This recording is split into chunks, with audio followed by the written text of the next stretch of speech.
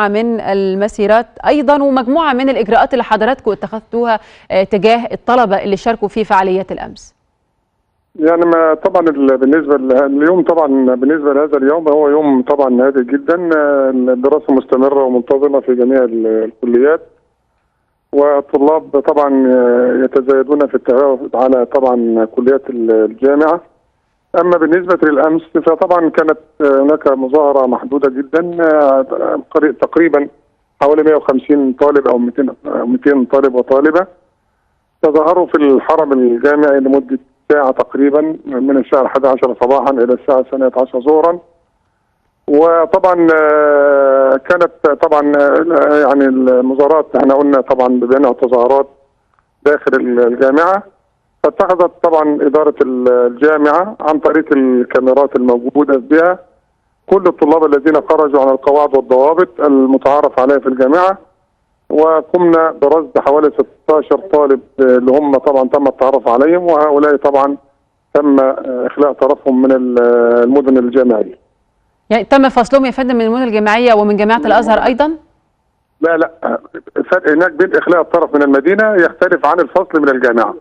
إذا هم مستمرون في الدراسه ولكن ليس لهم الحق في الاقامه بالمدينه الجامعيه. انما عندنا طبعا بالنسبه للدراسه، بالنسبه للجامعه طبعا هناك يعني طبعا اجراءات اخرى يعني. طب يا فندم حضراتكم قمتوا بهذا الاجراء بناء على اعمال شغب قاموا بها ولا لانهم تظاهروا يعني بدون اخذ تصريح؟ لانه مثلا في جامعه بنها يصرحون للطلاب باقامه المسيرات يعني تحت اعينهم. احنا مجلس الجامعه اصلا حرم التظاهر الذي لم يخص العمليه التعليميه، منع التظاهر لم يكن التظاهر بسبب العمليه التعليميه، يعني لم تكن هناك مثلا توجهات سياسيه تجاه الجامعه. طبعا من حق الطالب اذا كانت الجامعه مقصره ان يتظاهر وان يطالب بحقه، انما عندما يكون هناك تظاهرات سياسيه هذا ما تم منعه داخل الحرم الجامعي.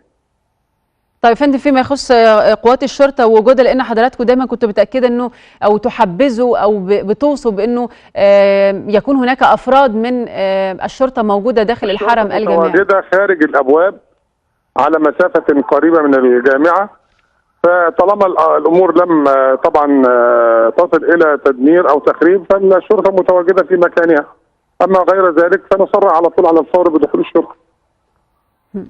شكرا لدكتور